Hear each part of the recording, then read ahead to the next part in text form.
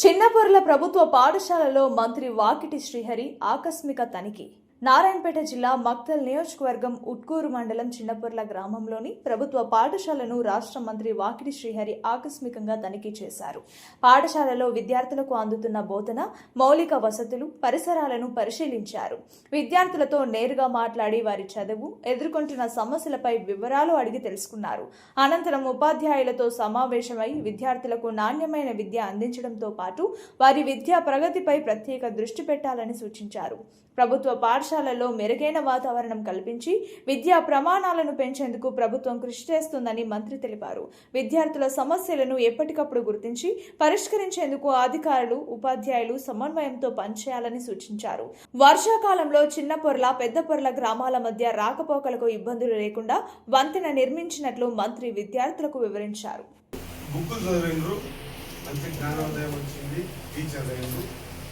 టీచర్కి మన దేశంలో ఎంత ప్రత్యేకత అంటే ప్రపంచ దేశాలు కూడా ప్రత్యేకత.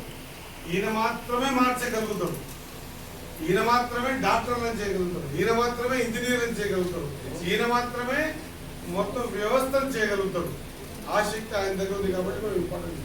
మనం ఇక్కడ వాళ్ళకి అంటే చదివితే జాబ్ రావు, ఇప్పటికి వస్తే చెప్పిన మంచిగా ఆట కావచ్చు, ఒక మంచిగా ప్లేయర్ అనమాట, సో సార్ కూడా రంజీ ప్లేయర్ ఆడిండు, మహారాష్ట్ర ఆడినా కానీ మేము వ్యవస్థను చదివినాం కాబట్టి, వ్యవస్థలో మనం మార్పు తెద్దామనుకుంటున్నాం కాబట్టి పొలిటికల్ లీడర్. మీరు కూడా కావాలి పొలిటికల్ లీడర్. చట్టసభలు ఉన్నాయి. అంబేద్కర్ గారు రాసించిన రాజ్యాంగంలో ఏ చట్టం ప్రకారంగా విద్యా హక్కు ఎందుకు మీకు వచ్చింది, హక్కు కల్పించగానే కారణభూతులు ఎవరు, హక్కు రావాలి, మీరు ఆ హక్కు ఎవరు కల్పించారు. ఆ తర్వాత విద్యా హక్కు కాకుండా మన సంక్షేమ పథకాల మీద హక్కు వారు కల్పించు. ఇవన్నీ కూడా మీకు పాఠాలు నేర్పిస్తారు. వ్యవస్థ మంచిగా ఏమున్నా మీరు మంచిగా చదువుకోవాలా. మీరు తల్లిని, తండ్రిని ఖచ్చితంగా ఇది మర్చిపోవద్దు. ఎప్పటి వరకైతే మీరు డిసిప్లిన్ లేకుంటున్నావు, డిసిప్లిన్ అంటే నువ్వు మంచిగా దువ్వుకొని మంచి బట్టలు వేసుకొని మంచి, అది కాదు. ఐడియాలజీ డిసిప్లిన్ ఉండాలి. మీ తల్లిని, తండ్రిని గౌరవించాలి, ఖచ్చితంగా గౌరవించాలి. మీ గురువుని గౌరవించాలి. చెప్పినప్పుడు ఈ టీచర్ గుర్తుకొస్తాడు, ఆ మార్కులు పడతాయి, నీకు మంచి స్థాయిలో వస్తాయి. అవునా? ఇస్తే ఈ పరీక్షలు రావాలని ఏం లేదు. అడవి గురించి నీకు చెప్పినందుకు టీచర్ కృతజ్ఞతగా ఉండాలి. భగవంతుడే చెప్పాడు, భగవద్గీతనే చెప్పాడు, తల్లిదండ్రుల తర్వాత గురువే, దైవం తర్వాత అన్నాడు. తల్లిదండ్రులతో ఎవరు?